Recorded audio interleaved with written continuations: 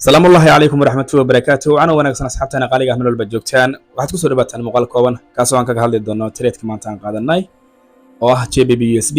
GBP/USD waxaan qaadanay waa xilliga haatan aan ku guda jirno oo ah New York Session.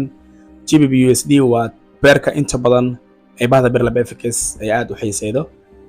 taa haddaan ka soo gudubno trade mar walba waxaan sheegnay inuu yahay dulqaad iyo sabar iyo sugitaan.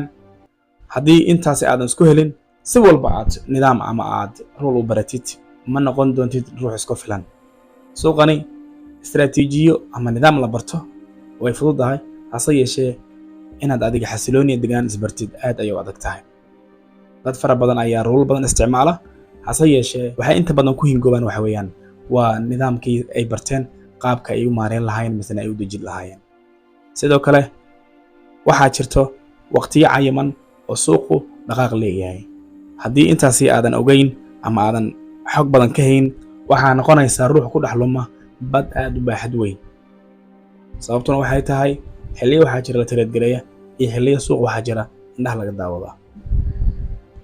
guntii gunaanadkii iyo gabagabadii trade-kan GBP/USD saad aragtaan waxa uu noo wada waafaqay waa rulkeeni. sidoo kale waxa uu na siiyey TB December weegeedii ugu horeeya ay bahdu waxay ku go'aan gaartay inay trade gareyso weegani dhimaadkiisii bahda bir laba FX. guud ahaan asxaabteedii email walba ay ku leedahay social media waa ay hakin doontaa ilaa YouTube-ka maahan. YouTube-ka oo ay ku soo gudbin doonto waxyaalaha inta badan asxaabta ay trade-yada ama muuqaalada ka anficin doonaan alla idinkii. sidoo kale waxa ay bahdu dib u soo laaban doontaa 5 January iyadoo dib loo furi doono isdiiwaangelintii ahayd bahda bir laba FX gaarka ah insha Allah hadduu Ilaahay.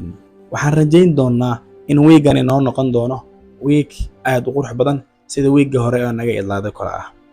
December weeggeedii ugu horeeya aad ay u wacan tahay, hase yeeshee waxay galab iyo iska daba meeraysa galayda waa markii la gaaro weegada inta u dambaysa.